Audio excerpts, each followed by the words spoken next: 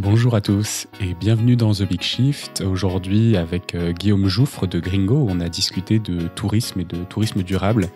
C'est un sujet qui est super important, surtout à l'approche des vacances d'été. Aujourd'hui, le tourisme en France, qui est le pays le plus visité au monde, c'est 7% du PIB français, alors que l'indicateur PIB soit pertinent ou pas, ça représente quand même 2 millions d'emplois. Donc voilà, on a discuté du tourisme durable, qu'est-ce que c'est, de l'impact général du tourisme aujourd'hui sur l'environnement et d'ailleurs plus précisément de son impact carbone. On a beaucoup parlé déplacement, hébergement, loisirs. On a fait la présentation de Gringo, les leviers à actionner en fait, pour rendre les destinations proches plus attractives que les destinations lointaines. Et puis on vous a laissé une petite surprise en fin d'épisode, vous allez comprendre. Voilà, place à l'épisode, bonne écoute. Bonjour à tous, bienvenue à Guillaume Jouffre. Aujourd'hui, on va parler de tourisme et de tourisme durable, de l'impact du tourisme d'ailleurs, un peu plus de façon générale. Avant de commencer cet épisode, il y a un petit code qui vous attend à la fin de l'épisode, donc restez jusqu'au bout.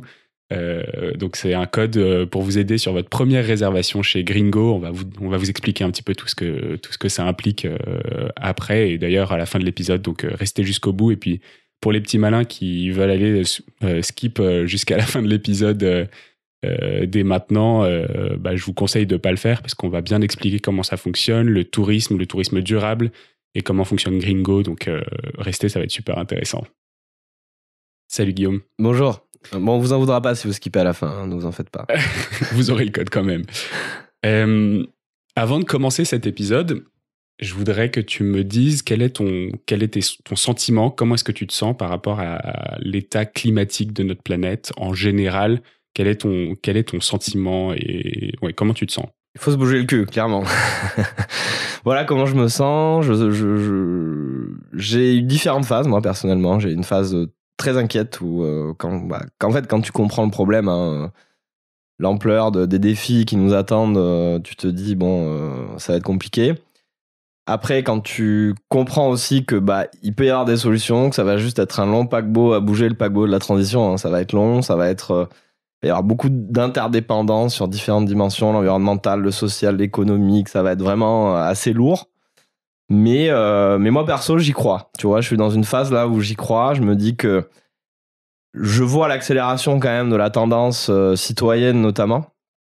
Et moi, quand je faisais mes études d'ingé il y a 10 ans, moi, le réchauffement climatique, j'en ai pas entendu parler, quoi. Tu vois, aujourd'hui, alors, il y a forcément un biais parce que je suis maintenant dans un écosystème où on parle beaucoup de ça, mais je le vois quand même autour de moi, je le vois dans les médias, je le vois dans les discussions qu'on peut avoir avec un peu n'importe qui. Donc, je suis dans une phase où j'y crois.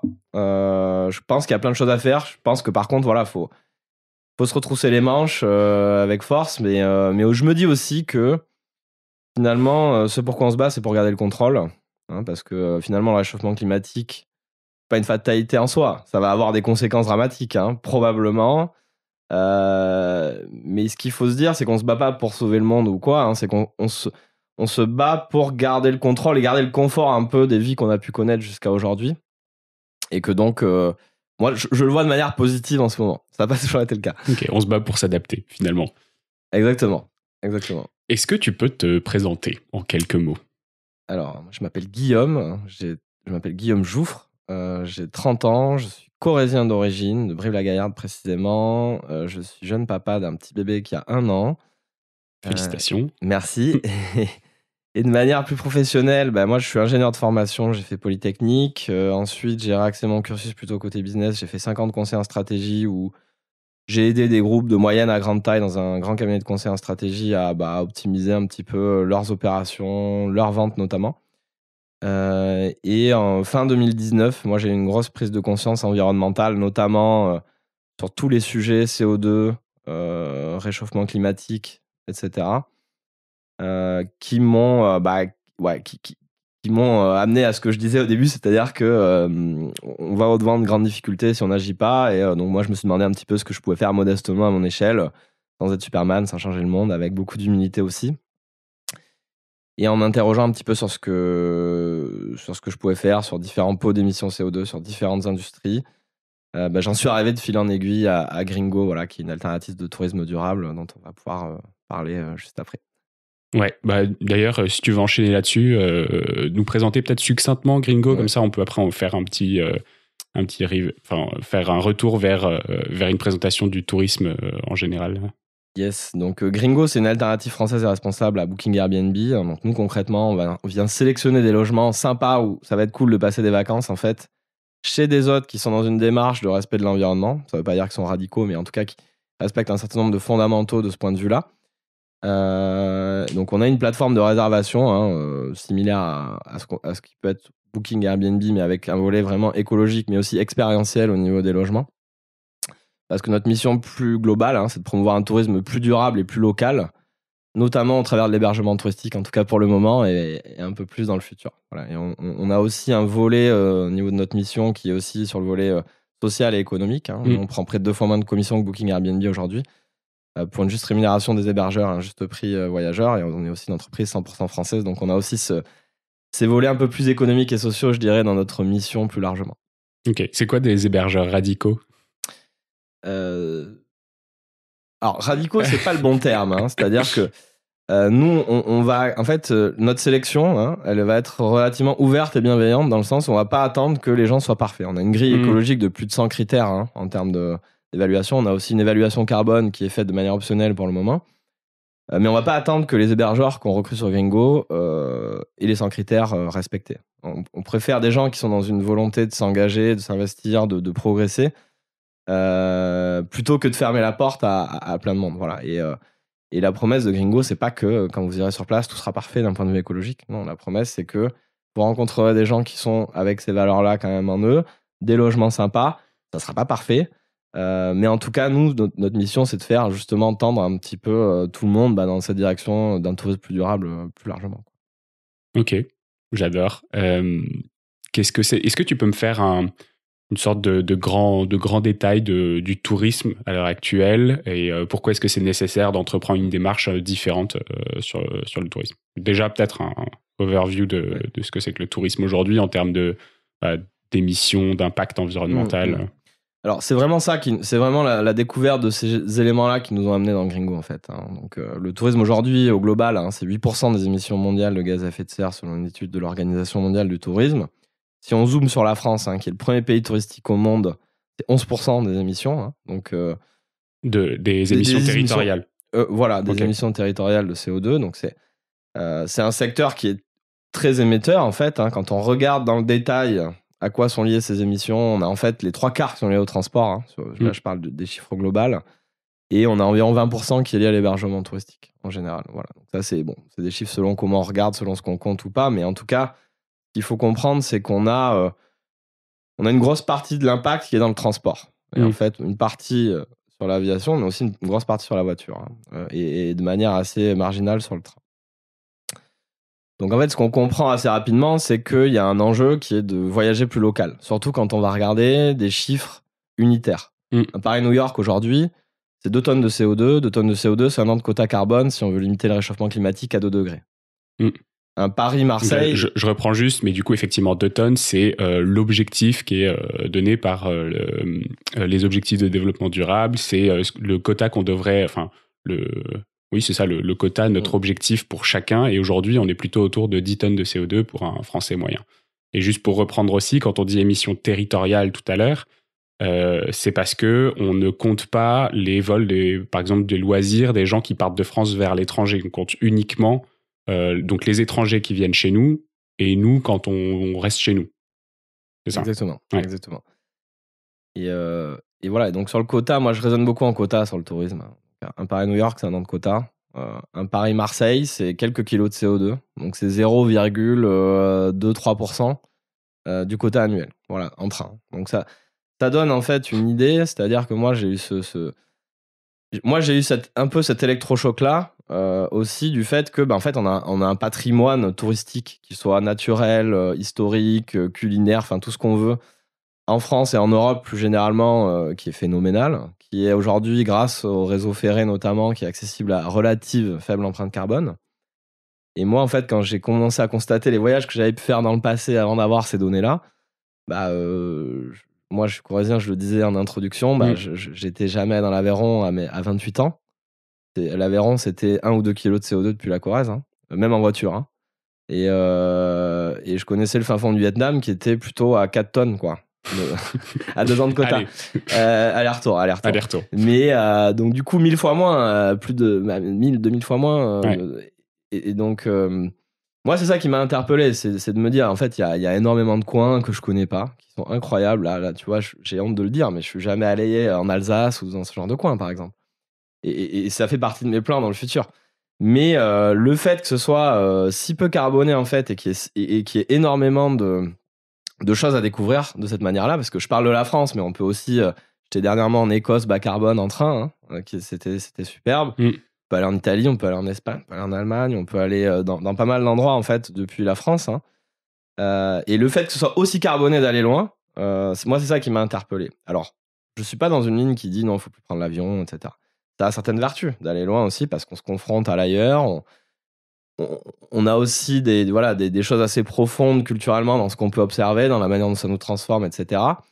Mais en tout cas, moi, mon point, c'est de dire, bon, il faut être conscient de ce qu'on fait, des impacts que ça peut avoir, et voyager de manière consciencieuse. Ça veut pas dire on prend plus jamais l'avion. Moi, je suis pas dans cette ligne-là.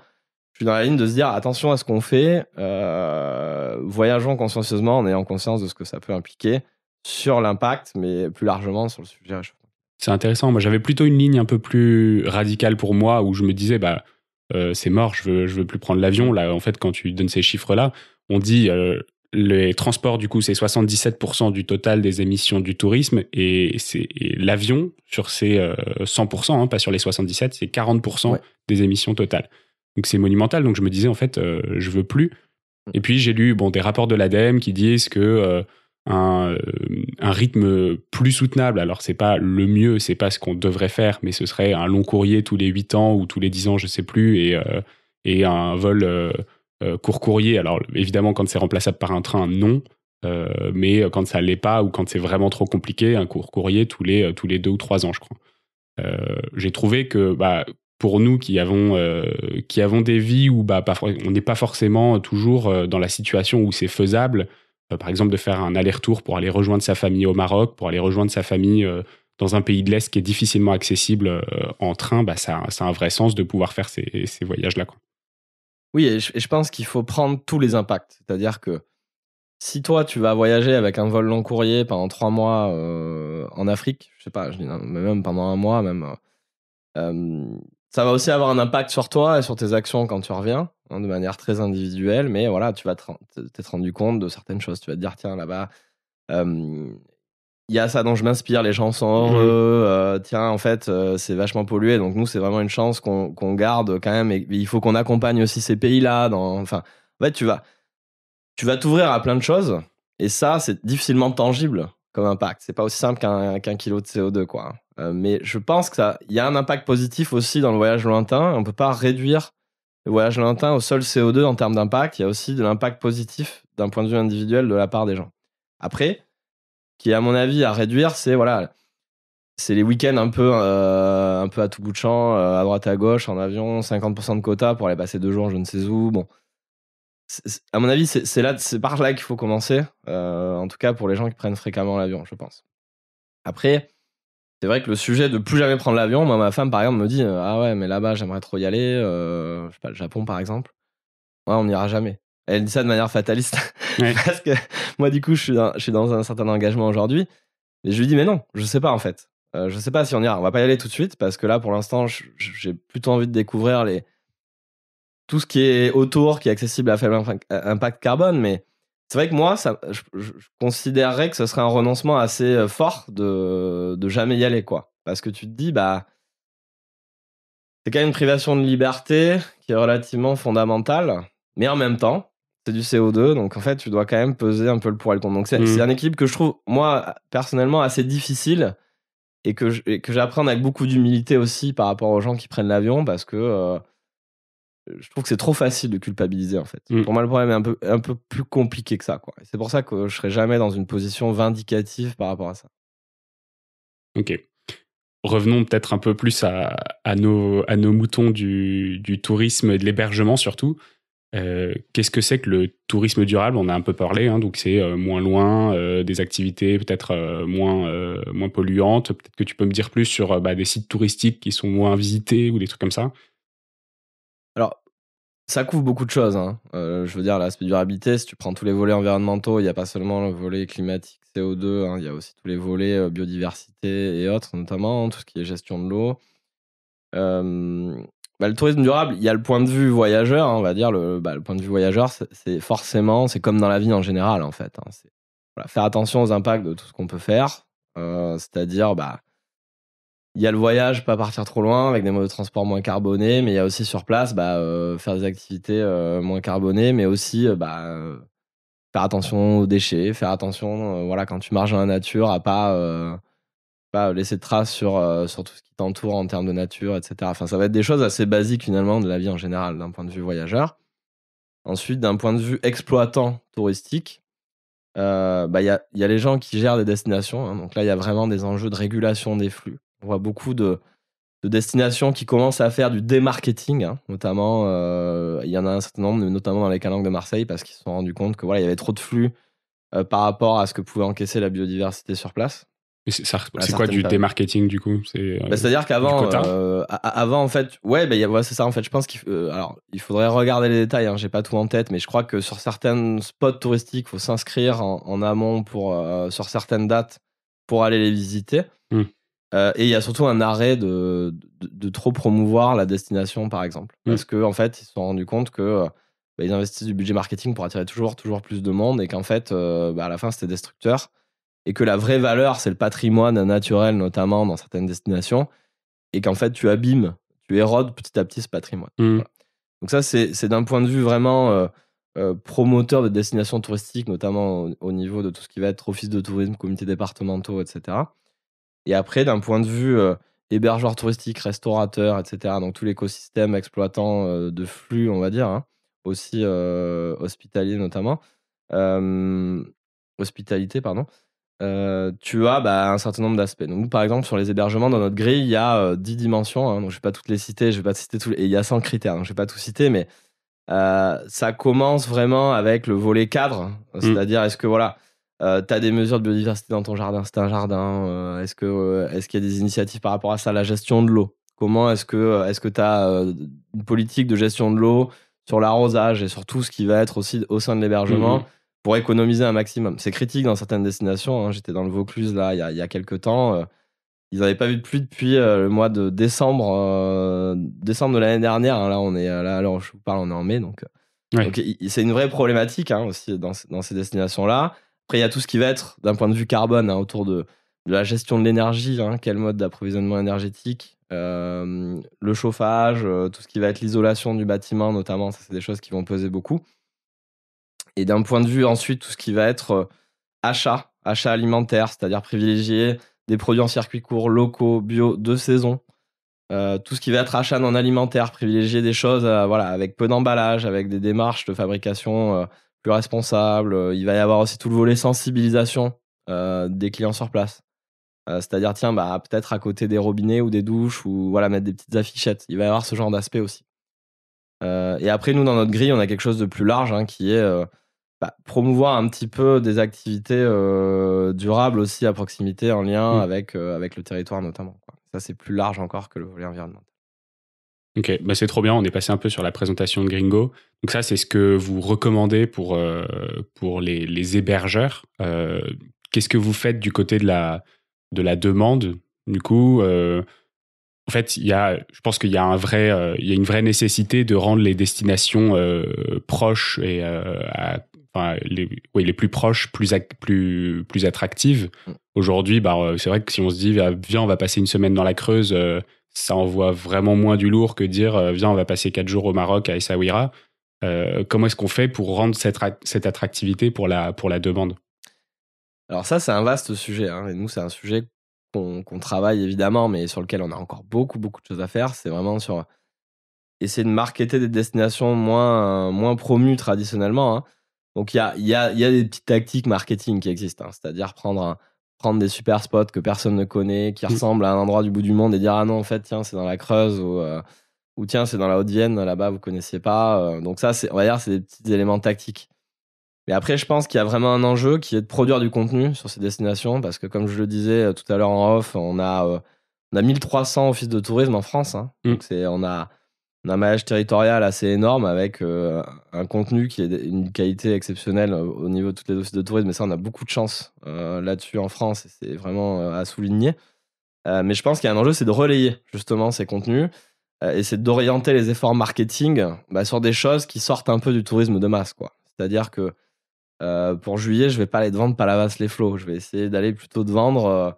je sais pas, je dis n'importe quoi. J'allais dire le Perche, mais le Perche, ça commence à être un peu plus vendu qu'il y a quelques temps. Le Loir-et-Cher. Voilà, le Loir-et-Cher, voilà, c'est génial, le Loir-et-Cher. Et en tout cas, dans chaque destination, moi, de mon expérience, que je trouve assez fabuleux, c'est il y a quelque chose à tirer dans chaque destination, quoi. C'est-à-dire que à chaque fois que je vais dans une office de tourisme, et j'y vais maintenant beaucoup plus qu'avant, je trouve quelque chose, je me dis, tiens, ça, c'est génial, mais ça, on connaît pas, et ça, on l'a jamais fait, et ça, ah oui, mais ça, regarde là-bas, c'est super sympa. Et j'étais il y a quelques temps à 1 heure de Paris, dans l'Aisne. Tu vois, tu te dis, bon, franchement, l'Aisne, ça fait pas rêver comme ça. Mais en fait, t'as des super spots de forêt, des super spots des petits canaux, des petites rivières, avec nous, on a quelques logements là-bas. Enfin, des trucs assez méconnus où finalement, en fait, t'as pas besoin d'aller à Palavas-les-Flots, quoi, en fait. Bon, c'est sûr que c'est pas le même type de destination qu'une destination mer, etc. Mais je pense qu'il y a des petits trésors un peu partout et nous, dans notre roadmap, hein, chez Gringo, ça va être de les mettre en valeur petit à petit et de manière un peu plus prégnante dans notre produit qu'aujourd'hui. Mais ça, c'est un vaste chantier aussi qu'on peut avoir en interne. Donc, pour rendre plus attractif, il faut réussir à mutualiser les efforts de communication des offices de tourisme. En tout cas, il faut relayer la richesse qu'on a déjà. C'est-à-dire qu'il ne s'agit pas de réinventer la roue. Hein. Les offices de tourisme font déjà un super travail. C'est juste collectivement à nous, acteurs de l'industrie touristique notamment, de le relayer et de le mettre dans nos efforts marketing aussi. Et je pense qu'il faut rendre sexy, en fait, le local. Parce que, et c'est comme ça que tu vas avoir de l'impact environnemental. Parce qu'en fait, si tu commences à le prendre en disant aller là-bas, ça a pas beaucoup d'impact. Oui, non, mais je m'en fous, en fait. Moi, je veux partir en vacances, je veux kiffer, je veux passer de bons moments avec mes amis, avec ma famille, avec qui j'y vais, quoi. Et c'est pour ça que nous, on le prend toujours par l'angle plaisir, kiff, sexy, etc., que par l'angle regardez, c'est super écologique. Si je dois te vendre un logement, je vais pas dire il remplit 90% de nos critères écologiques. Non, je vais d'abord te dire regarde comme c'est sympa le salon, le cadre, regarde ce qu'il y a à faire à côté, etc. Et en plus, là, t'es chez quelqu'un de vraiment sympa qui remplit en plus toute une grille de critères écologiques.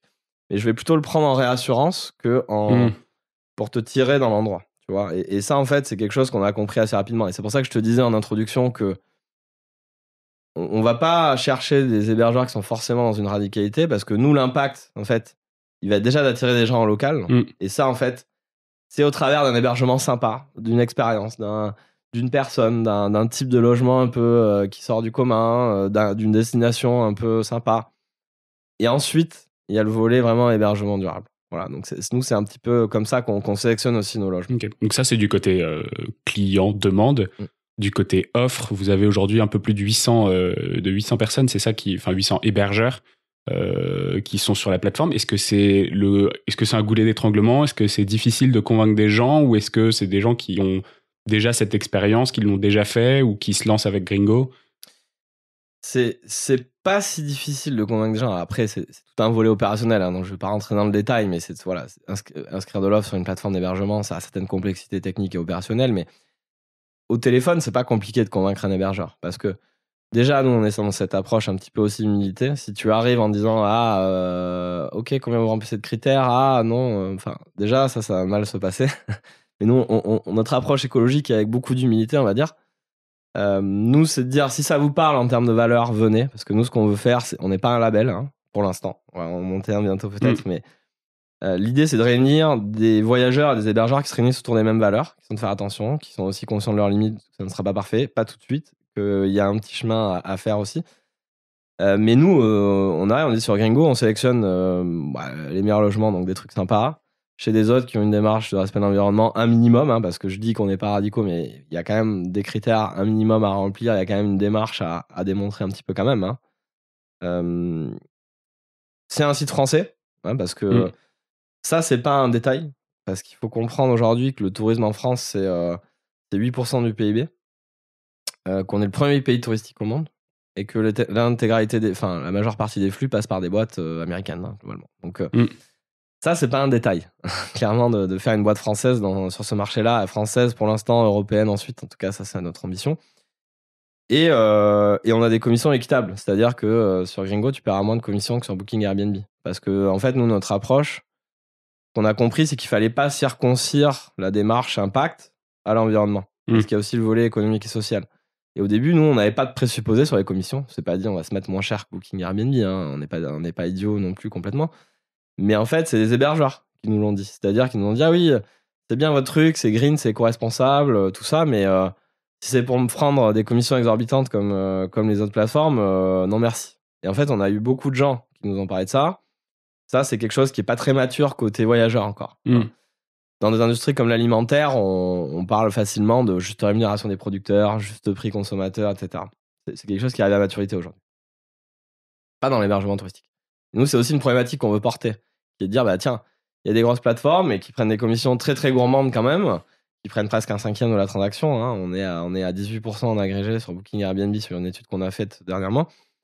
Bah nous, on estime que c'est un peu trop élevé par rapport au juste prix, et donc on va prendre un peu moins. Et l'idée, c'est d'assurer une juste rémunération des hébergeurs, un juste prix voyageur, mais aussi un niveau de service qualitatif de la plateforme. Donc c'est quelque chose de tripartite. Et ça, c'est inscrit en noir et blanc dans nos statuts, parce qu'on est une entreprise à mission et que ça, c'est un de nos objectifs sociaux et environnementaux. Et donc, quand tu expliques ça avec quelques minutes par téléphone à un hébergeur touristique, forcément, il est tout de suite réceptif, quoi. Et on a beaucoup d'hébergeurs touristiques. Hein. En fait, je pense qu'on a une tendance macro qui est que les gens cherchent plus d'éco-responsables, plus de Made in France, plus de local. En tout cas, une tendance un peu méta comme ça, pas que sur l'environnement, mais sur des aspects un peu plus larges. Et nous, c'est là-dessus qu'on essaye de se brancher aussi en termes de modèle et en termes d'impact. Aujourd'hui, c'est qui votre hébergeur moyen Enfin, l'hébergeur lambda, il ressemble à quoi? C'est du gîte, c'est du particulier Pour l'instant, on est plutôt sur du segment gîte, location de vacances, chambre d'hôte, logement insolite, pas mal. On a assez peu d'hôtels. Pourquoi? Parce que... Logement insolite, c'est quoi? C'est cabane, tiny house? Ouais, cabane, tiny house, bulle, ou des trucs encore un peu plus exotiques. Mais parce qu'en fait, déjà, il y a des problématiques d'intégration dans l'industrie pour pénétrer tout le segment camping et hôtel. C'est des intégrations relativement lourdes, il faut intégrer des systèmes de distribution. Et donc, par pragmatisme, on s'est plutôt focalisé sur les autres segments. Mais aussi parce qu'en fait, quand on a interrogé un petit peu nos utilisateurs, les gens recherchent plus ce genre de format aussi aujourd'hui. Ils recherchent plus du logement individuel où ils seront tranquilles, ils recherchent plus de l'authentique. Tu vois, ils vont plus rechercher de la chambre d'hôte que de l'hôtel de masse, quoi, en gros. Hein. Et ça collait plus un petit peu aussi à une tendance qui est que les gens déjà perçoivent des logements un peu éco-responsables comme étant plutôt ce type de logement. Ouais, retour à la nature. Des gros hôtels de masse. Et surtout, ils recherchent des choses plus personnifiées. C'est-à-dire, moi, je veux le logement. Je veux le logement. Je veux pas une des 40 chambres dans un hôtel un peu lambda que j'aurais pu trouver n'importe où, quoi. Voilà. Je veux quelque chose d'un peu plus atypique, qui sort un peu du commun. Et c'est ça aussi qui fait partie de mon voyage.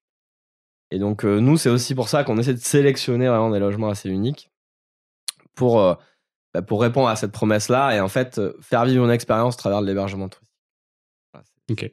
Est-ce que vous êtes en concurrence avec les hébergeurs, avec Airbnb par exemple? Est-ce qu'ils sont sur les deux plateformes à la fois? Est-ce que vous avez des exclusivités?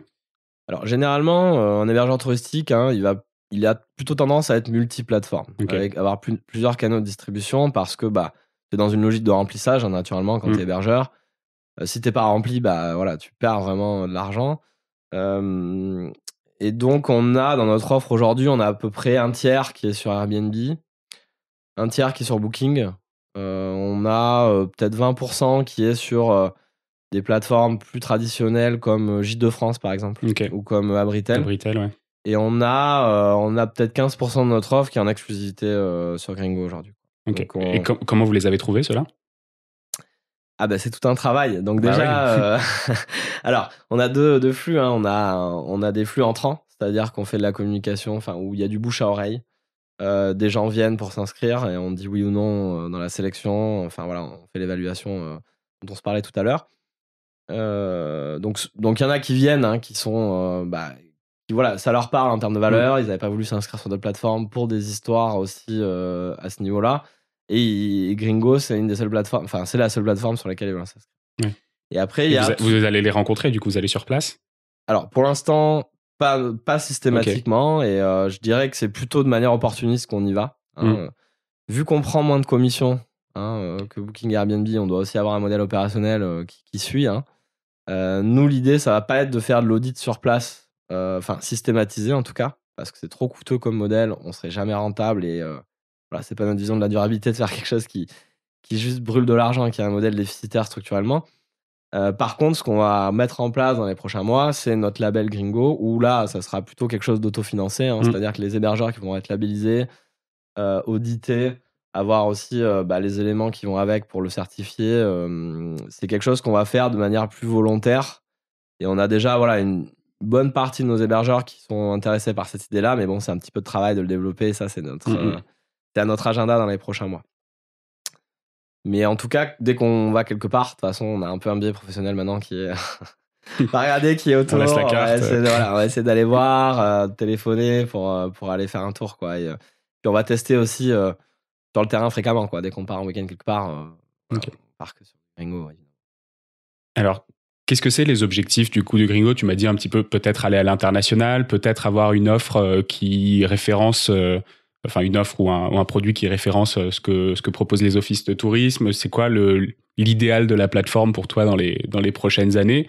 Si on va à l'international, comment est-ce que tu fais pour que ça reste quand même une plateforme un peu locale? Parce que si en fait vous avez des logements en Pologne, bah forcément les voyageurs français, ils auront quand même envie d'aller essayer ces trucs-là. On sort un peu du modèle de on est à côté de chez soi. Comment est-ce que tu vois l'avenir? Alors, à court terme, déjà, c'est d'être leader de l'hébergement durable en France. Hein. Bon, c'est déjà le cas. Mais de consolider vraiment cette position-là et de vraiment passer à l'échelle en termes d'offres, en termes de volume côté voyageur et aussi avec un produit, avoir une app, etc. Enfin, ce genre de choses relativement naturelles, je dirais. Mais à plus moyen terme, notre vision, c'est d'être un peu une espèce d'agence de voyage digitale interactive qui t'aide à voyager bas carbone. C'est d'être le leader du voyage bas carbone, en fait. Notre vision à terme, hein, notre ambition. En fait, on s'est aperçu que nos utilisateurs avaient un certain nombre de points de friction quand ils veulent voyager bas carbone. Notre cible d'utilisateurs, c'est des gens qui veulent voyager en faisant attention à leur impact sur l'environnement. Mais en fait, tu as plein de problèmes dans ce processus-là. C'est où est-ce que je pars? Moi, je le vois, hein, pour cet été, je commence à regarder sur Google Maps visuellement où est-ce que je peux aller. Ensuite, ok, quand je sais à peu près où je pars, bon, le logement, bon, ça, on le résout aujourd'hui, mais comment j'y vais? Comment j'y vais bas carbone en plus? Parce que voilà, si j'ai un logement à 10 km est-ce qu'il y a une gare à côté? Pas de gare? Combien de kilomètres? Combien ça coûterait si je dois y aller comme ci, comme ça? Et puis surtout, si je choisis une destination, qu'est-ce qu'il y a à faire sur place? Parce que j'ai besoin de m'inspirer. Bon, moi, je vais sur Google chercher des articles de blog. C'est un processus hyper fastidieux. Hein. Faut savoir qu'avant de réserver un logement, un utilisateur moyen, il voit 200 écrans, hein, quand même. Donc c'est quelque chose d'assez lourd en termes de procédure d'achat, le voyage. Et en fait, nous, ce que l'on constate, par ailleurs, c'est que, bon, déjà, nous, on a de l'expertise sur tout ce qui est impact transport. Et ce qu'on constate aussi, c'est qu'au niveau des offices de tourisme, notamment, et voilà, de tous les organismes institutionnels, il y a un contenu fabuleux pour promouvoir la destination. Donc nous, on se dit qu'on aimerait intégrer des briques qui sont inspirées au début de ton parcours sur, tiens, voilà, quelle destination tu peux aller faire. Et informer après sur le volet transport, tiens, tu veux aller à tel endroit, voilà comment y aller bas carbone, combien de temps, combien d'argent et combien de CO2. Et développer des circuits d'achat du type, tiens, tu pars de Paris, tu veux un truc à moins de 4 heures, tu veux un truc un peu nature, un peu farniente, enfin comme tu veux. Tu veux faire attention à ton impact carbone comme ci, comme ça, t'as tel budget. Bah tiens, voilà les destinations possibles. Voilà les hébergements, les meilleurs en plus qu'on a sélectionnés chez des hôtes éco-responsables sur Gringo. Et voilà comment y aller en termes de transport, d'impact, de temps, d'argent. Et donc, c'est un petit peu comme ça qu'on voit notre produit à terme. Alors, ça va pas se faire du jour au lendemain, mais en tout cas, c'est comme ça qu'on l'imagine et qu'on le conceptualise aujourd'hui. Ok. On va diffuser cet épisode peu avant le départ des gens en vacances, fin juin, début juillet, août. C'est quoi ton conseil du coup pour les vacanciers qui restent en France ou qui restent pas en France? Mon conseil, c'est prenez du plaisir. Hein, le plaisir est souvent simple. Ça n'a pas forcément besoin d'être compliqué. Je pense que si vous avez une conscience environnementale, ne changez rien, soyez juste comme dans la vie normale. C'est pas une fin en soi, le volet environnemental. Je pense qu'on est tous quand même. Le voyage, on a besoin de liberté, on a besoin de prendre du plaisir. Mais quand on est dans une démarche un petit peu de respect de l'environnement, finalement, on s'aperçoit qu'en fait, on a même plus de plaisir en ayant des plaisirs simples avec faible impact en fait finalement. Et donc voilà, moi c'est juste soyez vous-même, hein, c'est les vacances. Allez faire du snorkeling plutôt que du jet ski, ce sera très bien. C'est tout aussi super, voilà. C'est une petite rando plutôt qu'un séjour en motocross, voilà, ça sera aussi bien aussi, je pense, quoi. Ok. Écoute, merci beaucoup. Juste avant de se quitter, on revient sur ce petit code pour votre première réservation sur Gringo avec le code TBS22. Je sais même plus ce que vous donnez. Qu'est-ce qu'ils obtiennent déjà, Guillaume? TBS22, c'est un code de réduction. Alors, je sais plus quel montant on a paramétré. Ce sera la surprise. Ça sera la surprise, voilà. Vous aurez un montant. Il suffit de le renseigner soit au moment de votre, au moment de votre réservation, en fait. Vous aurez un petit bouton utiliser un bon cadeau et il suffit de le renseigner et c'est valable pour votre première réservation. Voilà, c'est cadeau. TBS22. TBS22. Écoute, merci Guillaume, c'était super sympa comme échange. Merci à toi et puis à très vite. Ouais, ciao.